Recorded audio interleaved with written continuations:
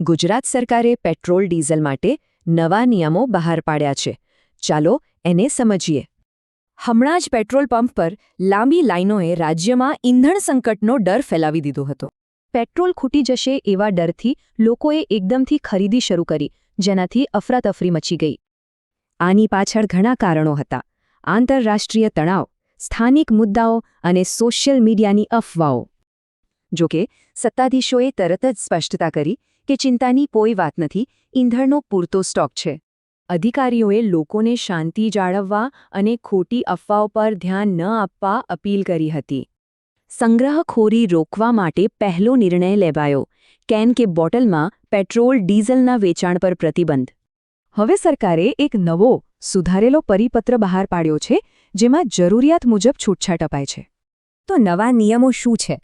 એમાં ખરીદદારોને મુખ્ય 3 કેટેગરીમાં વહેંચવામાં આવ્યા છે. ખેડૂતો માટે સારા સમાચાર: તેઓ ખેતીકામ માટે હવે 200 લીટર સુધી ઇંધણ ખરીદી શકશે. પણ હા, આ માટે ડીલરે એ ખાતરી કરવી પડશે કે ખરીદનાર ખરેખર ખેડૂત છે કે નહીં. અને ટેલિકોમ કંપનીઓ, એમને પણ રાહત મળી છે. જનરેટર માટે 1000 લીટર ડીઝલ ખરીદી શકશે.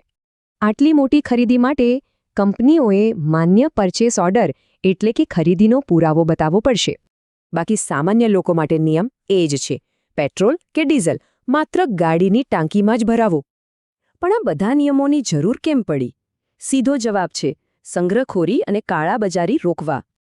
આ નિયમોથી સરકારે સંગ્રહખોરી રોકવા અને જરૂરી સેવાઓ ચાલુ રાખવા વચ્ચે સંતુલન જાળવ્યું છે. આ નિયમો લાગુ કરવા માટે સરકાર પાસે આવશ્યક ચીજવસ્તુ ધારા હેઠળ કાયદેસરની સત્તા છે. આ કાયદો સરકારને પુરવઠો નિયંત્રિત કરવાની અને સંગ્રહખોરો સામે કડક પગલાં લેવાની સત્તા આપે છે. તો મૂળ વાત એ છે કે ઇંધણની કોઈ અછત નથી, આ માત્ર એક વ્યવસ્થાપનનો ભાગ છે.